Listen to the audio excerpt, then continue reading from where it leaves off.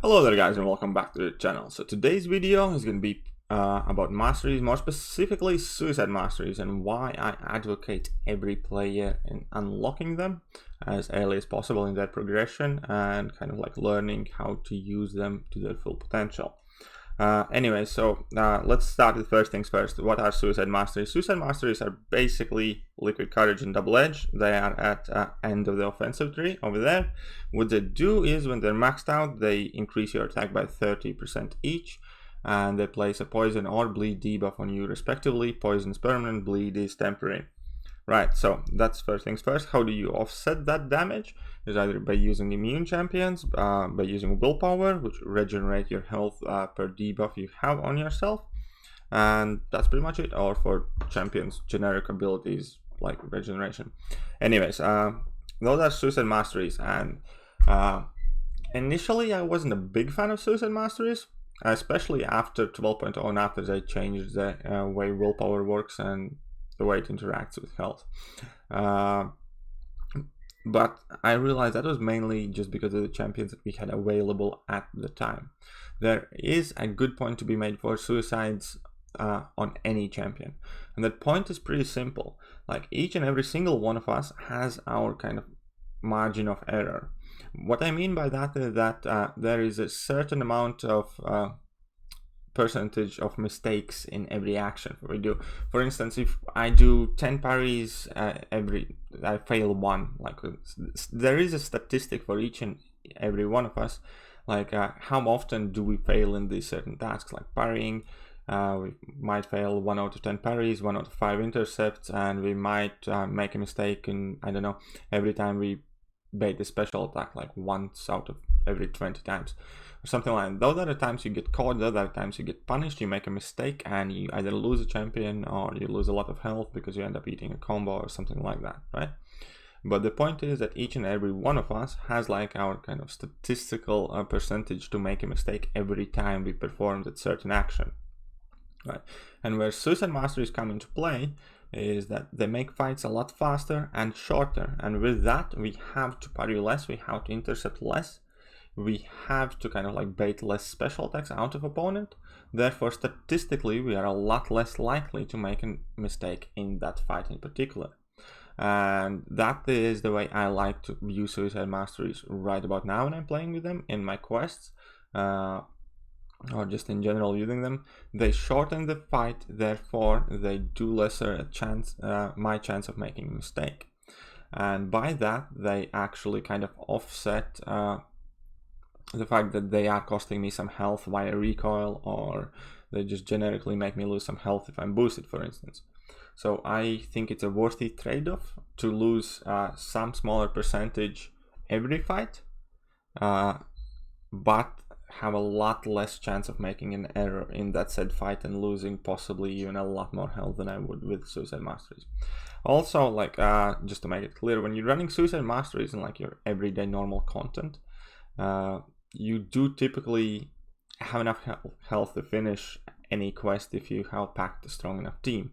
You might not finish a quest with as much health, even, let's say, even if you play perfectly, even if you make 0 mistakes and you're that guy, you're still going to be able to finish that uncollected quest, whatever, just with less health.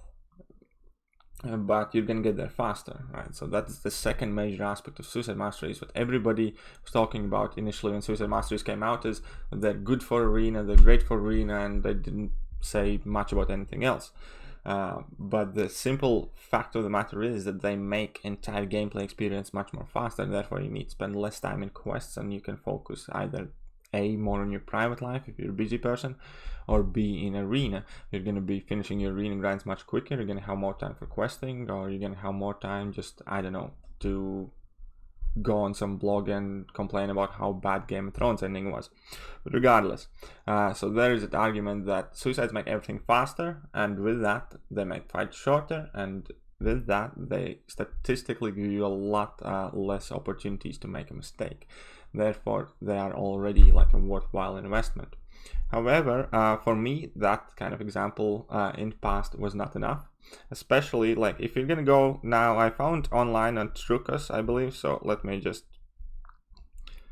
not there. Get this out. Let's pull out a picture by champions by year. And so when Suicide Masteries came out, because they have been around since forever, we only had like a basic champion pool with very limited options that worked well with suicides. If you take a look at all 2015 champions, we basically only have Ultron that's double immune and has some regeneration that can like offset the recoil, right? So in 2015 we had Ultron, and Wolverine can work well with suicides. Obviously we still have some other champions that work relatively well with suicides, but the game was a lot different back then, and yeah, we didn't have too many kind of like reasons to keep suicides all the time on. In 2016, we only received Karnak, which is kind of like Medicore champion. However, he was like the first champion in game that actually started to give you like real benefit aside from attack for running suicides, and that was like a permanent heal. He heals up with suicides more than he takes just because of his signature ability, and therefore he was like first champion that had like additional benefit aside from having an extra attack. So he was actually made a better champion, more sustainable champion if you were running suicides than if you were not. So that was the first champion, and that kind of like changed a lot of things, and that was quite important in my eyes. And then after that, in 2017, we still only got Angela pretty much. Yeah, Angela is the second champion that also gets to actually heal up more because of suicides and gets to be a lot better champion just because she hits a lot harder, and let's face it, her damage is pretty much the main and only thing going for her. So she hit a lot harder, and now she actually regens some health for you. But that all changed in 2018. I know I can't show you this picture in its entirety. However, in 2015, 3 big champions came out that are god tier and that actually have huge benefit from suicides. And that's Corvus Glaive, Omega Red, and Ghost. So Corvus Glaive and Omega Red, they actually heal you up at the beginning of every fight just because Corvus takes absolutely no bleed damage. It's still a debuff, so willpower heals you up, and Omega Red only takes 10% of bleed damage. So at the beginning of every fight, you not only get this huge attack increase suicides are providing you, and we all know how important that attack increase is for Corvus. You also get to heal up there. So you have these 3 god tier champions that are extremely usable, versatile in game, that are absolutely awesome, have plenty of immunities, have been at top of meta game, and they are enhanced by Suicide Masteries by so much more. And Ghost is another one because she doesn't have to deal with the bleed and poison at all whatsoever. She gets a lot of extra attack at the beginning of the fight because of them. She hits harder throughout the entire fight because of them, and she has Hood synergy that can bypass the recoil damage, so it's like perfect for her. So what I'm trying to say is we're kind of like seeing the trend where champions we're starting to get do not only kind of can run suicides well, but only actually get a lot better. And aside from that, we're getting more champions like Captain America, Infinity War, Archangel, Mephisto, so on and so forth. There are champions that might not get a lot of extra survivability with suicide because they can't heal, so you are guaranteed to take some damage whenever you enter a fight. But that extra attack combined with their playstyle, because Archangel, Captain America do not rely on special attacks like one bit, and you basically do your parry heavy thing, and that extra increased attack just makes the fight so much shorter, and it just works out great. And so that fact combined that now we have several champions in game that are actually enhanced, how extended kind of like survivability with Suicide Masteries than they would have otherwise, and the fact that we have plenty of champions now that can run suicides reasonably well without any major kind of health loss and do not rely overly on their special attacks, or only use kind of special attacks in like, I don't know, once a fight, or not even that. The fact that level 3 doesn't have any recall damage, so you can abuse that mechanic now, just makes suicide so much more worthwhile, as opposed to in 2015 and 2016 when we kind of had to take the guaranteed loss of health and we only get extra attack for it. Now we get all that extra attack and additional benefits. So here's kind of like my final point and my final thoughts on Suicide Masteries, right? I think they're absolutely amazing. I think they're going to let you progress a lot faster in the game. I do think they have some downsides, but if you make conscious decisions while you're ranking up your champions, and keep in mind, like I think, how well they go together with Suicide Masteries. It doesn't have to be perfect so long as they are not completely ruined by them, because that can be the case. Like, for instance, Void is a horrible champion running Suicide Masteries because you always want spamming level 1s. And with Recoil, you're gonna eat down your health in no time. Now, I run Suicides, I still use Void where I have to. It's just never gonna be my main questing champ while I'm running Void, if you guys know what I mean. I can take in Void for like a specific fight or two and it's gonna be just fine. Still gonna survive, but I'm not gonna use Void as my main path clearing guy. But anyway, so yeah, my point is, now I do recommend everybody unlocking Suicides as early as possible, taking Suicides into consideration when you are doing your rank ups, and rank up as many Suicide friendly champions as you possibly can. Like, if you're gonna pop in my champion roster list, I can quickly go over it. So just let's load it up. Let's do hero rating. We can see that I have ranked up the 3 champions I mentioned most that are top of the metagame at the moment and are extremely Suicide kind of like friendly and reliant. So that's Corvus, Ghost, and Omega Red. All 3 of them amazing champions, much better with Suicides, makes my questing a breeze. Then I have Phoenix, who has heal. Poison does her heal, but she still gets her sustainability, so you can run her for a prolonged amount of time with Suicides. Blade can copy Suicides well enough. Medusa is partially immune, in most fights, especially against robots, you pretty much only get one to land one level 1 and then level 3, so Medusa runs fine with them. Sentinel's double immune. Captain America doesn't rely on spamming special attacks. Quake damage shines when she's with Suicides, doesn't know how to deal with recoil.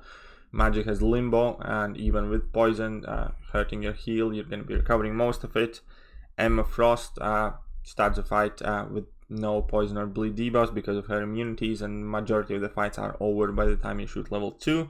And Hyperion, you can just spam heavies and then drop a special when and as you need, or just shoot level 3s.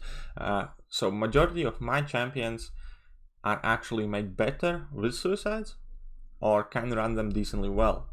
That's why I pretty much have no reason to take them off aside from placing alliance or defense. Right, and then before I finish off the video, I'm gonna mention a few negatives. Obviously, number 1, it makes your champions a lot more vulnerable and easy to kill in Alliance Wars. So whenever you place your defense, if your alliance is taking Alliance Wars seriously, you should remove your Suicide Masteries. That is pretty much end of it. And 99% of the scenarios, Suicides are gonna hurt your defenders. There are a few cheeky tricks here and there where Suicides can make defenders tougher and better, but for most part, yeah, it's not good for defense at all. And number 2, you're gonna have like some few specific nodes and champions to watch out for when you are running Suicides. For instance, Void is gonna be immediately dealing you plenty of damage. Electra, she's immediately gonna be close to impossible to parry just because you have debuffs on you. Same with Massacre. He's going to be able to kind of ignore your parry at 50% of the time. And there are some other champions that you need to watch out for. Obviously, there's always heal block nodes, so you kind of need to keep in mind who you're using for those fights, and you kind of need to watch out for those things. But aside from that, everything else you do in game is going to be so much faster. And yeah, I hope you guys enjoyed today's video. I hope you guys find it useful, and if you want, I can prepare a list of my top 10 Suicide kind of like most friendly champions, and that can be another video. But if you do want to see that, just leave a comment down below, and I'll do my best to record it like tomorrow or at weekend by latest.